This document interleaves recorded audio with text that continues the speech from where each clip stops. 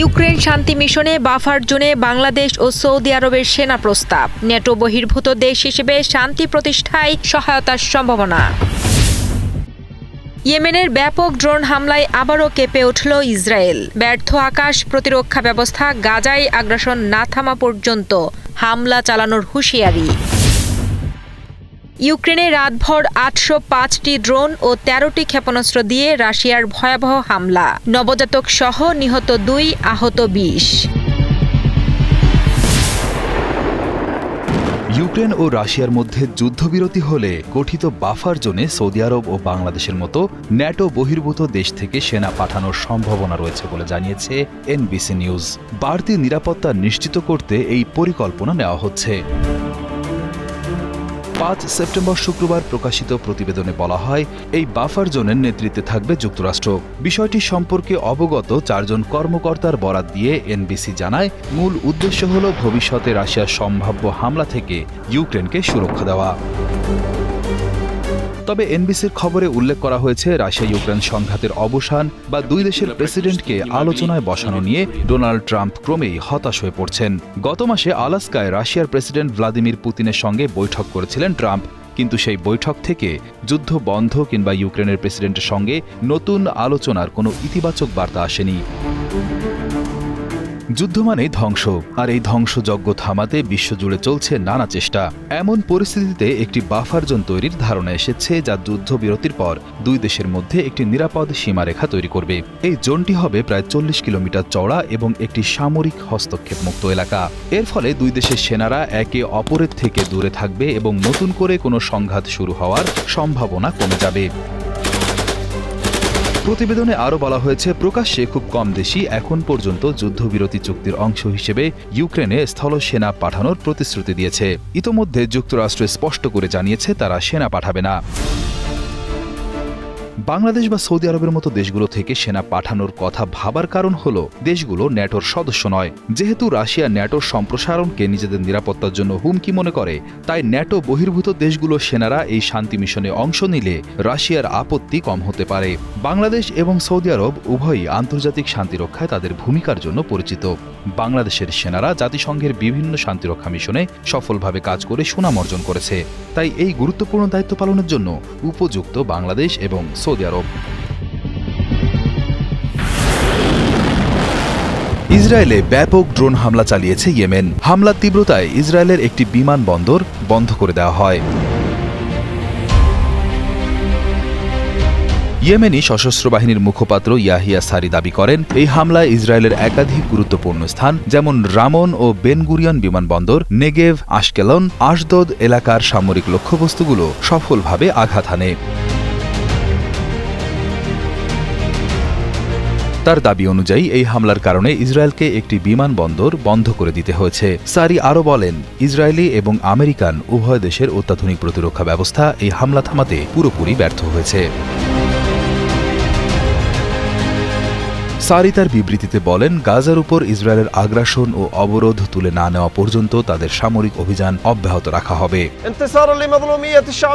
গাজার প্রতি আমাদের সমর্থন কোনো পরিস্থিতিতেই কমবে না, ফলাফল যাই হোক না কেন। অধিকৃত ফিলিস্তিনের বিমানবন্দরগুলো এখন আর নিরাপদ নয় এবং ভবিষ্যতে এগুলোতে বারবার হামলা চালানো হবে। এয়ারলাইনগুলোর উচিত অবিলম্বে এই অঞ্চল ছেড়ে চলে যাওয়া এবং সেখানে আর ফিরে না আসা। ইয়েমেনি সশস্ত্র বাহিনীর এই মুখপাত্র ইসরায়েলি সামরিক বাহিনীর প্রতি বলেন, আপনাদের নেতারা আপনাদের মিথ্যা আশ্বাস দিয়ে প্রতারণা করছে। আমাদের হাতে এমন অস্ত্র আছে যা দিয়ে আপনাদের প্রতিরক্ষা ব্যবস্থাকে ভেদ করে সংবেদনশীল লক্ষ্যবস্তুতে আঘাত হানতে পারে। তিনি জোর দিয়ে বলেন যে, গাজায় ইসরায়েলি আগ্রাসন বন্ধ না হওয়া পর্যন্ত এবং অবরোধ না তুলে নেওয়া পর্যন্ত ইয়েমেন তাদের সমর্থনমূলক অভিযান চালিয়ে যাবে। ফিলিস্তিন ইস্যুতে এবার প্রকাশ্যে ইসরায়েলকে কড়া বার্তা দিল সংযুক্ত আরব আমিরাত। সতর্ক করে জানানো হয়েছে, পশ্চিম তীর দখলের যে কোনো পদক্ষেপ হবে সীমা অতিক্রম। সীমা অতিক্রম করলে ইসরায়েলের সাথে আব্রাহাম চুক্তি হুমকির মুখে পড়বে। এই প্রকাশ্য বার্তার পর নেতানিয়াহু পশ্চিম তীর দখলের সিদ্ধান্ত থেকে কিছুটা পিছিয়ে এসেছেন। এই প্রতিবেদন প্রকাশ হতেই ইসরায়েলি প্রধানমন্ত্রী নেতানিয়াহুর মন্ত্রিসভা বৈঠকের এজেন্ডা থেকে পশ্চিম তীর দখলের বিষয়টি সরিয়ে ফেলা হয়েছে। ইসরায়েল সরকার এ বিষয়ে কোনো আনুষ্ঠানিক মন্তব্য করেনি। তবে সম্প্রতি ইসরায়েলের ডানপন্থী অর্থমন্ত্রী বেজালেল স্মোট্রিচ পশ্চিম তীরের বড় অংশ দখল করার প্রস্তাব দিয়েছেন। এরপরই আমিরাতের এই তীব্র প্রতিক্রিয়া আসে। 1967 সালের যুদ্ধের পর থেকে ইসরায়েল পশ্চিম তীর ও পূর্ব জেরুজালেমে প্রায় 160টি বসতি তৈরি করেছে। এখন সেখানে প্রায় 7 লাখ ইহুদি এবং 33 লাখ ফিলিস্তিনি বাস করে। আন্তর্জাতিক আইনে এসব বসতিকে অবৈধ বলা হয়েছে। 2020 সালে আমিরাত, বাহরাইন ও মরক্কো যুক্তরাষ্ট্রের মধ্যস্থতায় ইসরায়েলের সঙ্গে শান্তি চুক্তি করে, যেটি আব্রাহাম চুক্তি নামে পরিচিত। তখন শর্ত ছিল ইসরায়েল পশ্চিম তীর দখলের পরিকল্পনা বন্ধ রাখবে। সম্প্রতি সৌদি আরবও এই চুক্তিতে যুক্ত হতে চেয়েছিল। বিশেষজ্ঞরা বলছেন, যুক্তরাজ্য ও ফ্রান্স ফিলিস্তিনি রাষ্ট্রকে স্বীকৃতি দেওয়ার পর ইসরায়েলের ভেতরে নতুন করে দখল পরিকল্পনা নিয়ে আলোচনা জোরদার হয়েছে। স্মোট্রিচ এক সংবাদ সম্মেলনে একটি মানচিত্র দেখান। সেখানে দেখা যায় পশ্চিম তীরের প্রায় 82% এলাকা ইসরায়েলের দখলে যাবে। বাকি 18% থাকবে কিছু ফিলিস্তিনি শহরের আশেপাশে, যেমন জেনিন, নাবলুস, রামাল্লা বা হেব্রন। কিন্তু বেথলেহেম সহ অনেক শহর বাদ পড়বে। ফিলিস্তিনি কর্তৃপক্ষ বলছে এই পরিকল্পনা তাদের স্বাধীন রাষ্ট্রের স্বপ্ন ধ্বংস করবে। মানবাধিকার সংগঠনগুলো বলছে ইসরায়েল পশ্চিম তীরে এক ধরনের বর্ণবাদী ব্যবস্থা চালু করেছে। তবে ইসরায়েল এসব অভিযোগ অস্বীকার করেছে। এর আগেও ইসরায়েল নতুন বসতি স্থাপনের পরিকল্পনা করলে আন্তর্জাতিক মহলে ব্যাপক সমালোচনা হয়। বিশেষজ্ঞরা মনে করেন এসব বসতি তৈরি হলে পশ্চিম তীর আলাদা হয়ে যাবে এবং ফিলিস্তিন রাষ্ট্র গঠন আরও কঠিন হয়ে পড়বে।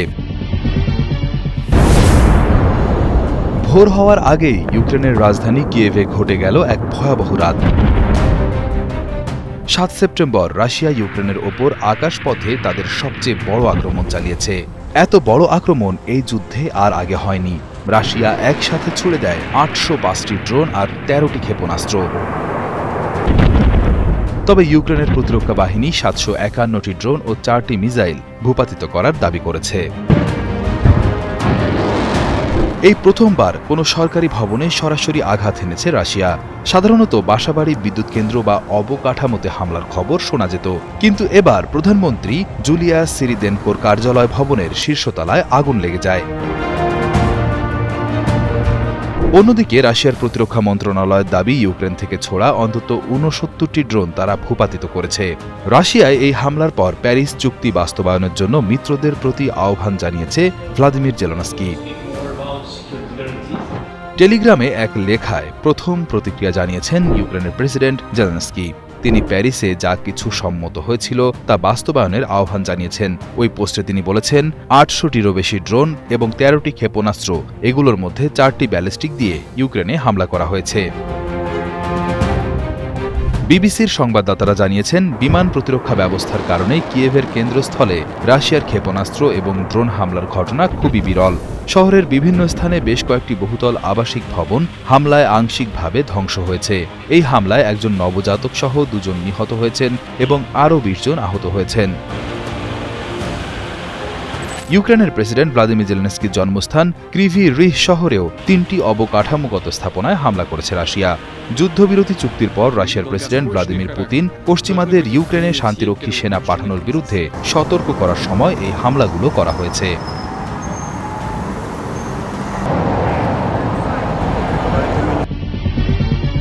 আফগানিস্তানে শক্তিশালী 6 মাত্রার ভূমিকম্প আঘাত হানার 1 সপ্তাহ পরও বাম্বাকোটের মতো গ্রামগুলোতে বেঁচে থাকা মানুষেরা তাদের ক্ষতিগ্রস্ত বাড়িতে ফিরে যেতে ভয় পাচ্ছেন। তাই তারা তাঁবুর নিচে বাইরে বসবাস করছেন। কার্পেট কারখানার মালিক 43 বছর বয়সী জাবার খান বলেন, ভূমিকম্প এবং এর পরবর্তী কম্পন এলাকার পরিবার ও জীবিকার উপর মারাত্মক প্রভাব ফেলেছে। তার কারখানায় প্রায় 250 জন নারী কাজ করতেন, যারা আর ফিরে আসেনি। আমাদের কার্পেট কারখানায় প্রায় 250 জন লোক কাজ করত। ভূমিকম্পের পর কেউই ফিরে আসেনি। প্রতি ঘন্টায় আফটারশক অব্যাহত থাকায় তারা ফিরে আসতে খুব ভয় পাচ্ছে। ওদের আমি নিজের হাতে কাজ শিখিয়েছিলাম। পরিবারগুলো খোলা জায়গায় এবং অস্থায়ী আশ্রয় কেন্দ্রে পালিয়েছে, যেখানে তারা তাঁবু এবং সীমিত সাহায্যের উপর নির্ভর করছে। এই পরিস্থিতিতে মার্কিন অর্থায়নে কেনা চিকিৎসা সামগ্রী এখনও গুদাম ঘরে পড়ে আছে, কারণ ওয়াশিংটনের অনুমোদনের জন্য অপেক্ষা করা হচ্ছে। একসময় আফগানিস্তানের সবচেয়ে বড় সাহায্যদাতা দেশ মার্কিন যুক্তরাষ্ট্র এখনও জরুরি ত্রাণ সহায়তা অনুমোদন করেনি।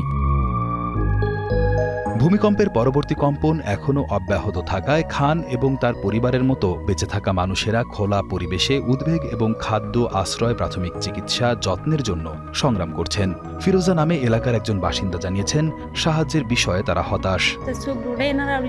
কেউ আমাদের জন্য রুটি আনে না, তাই আমরা ভয়ে ভয়ে রান্নাঘরে যাই। আমরা হাঁড়িতে পেঁয়াজ এবং টমেটো রাখি, তারপর খোলা মাঠে ছুটে বের হয়ে আসি, কারণ আমাদের দেয়ালগুলি নিরাপদ নয়। আমরা এই পরিস্থিতি দেখে খুব হতাশ এবং শেষ পর্যন্ত শুধু রুটি খাই। এই ভয়াবহ সংকটের মুখে বহু মানুষ তাদের জীবিকা ও পরিবার নিয়ে চরম অনিশ্চয়তায় পড়েছেন। খাদ্য, আশ্রয় এবং প্রাথমিক চিকিৎসার অভাবে আফগানিস্তানের মানুষ বর্তমানে চরম দুর্দশার শিকার।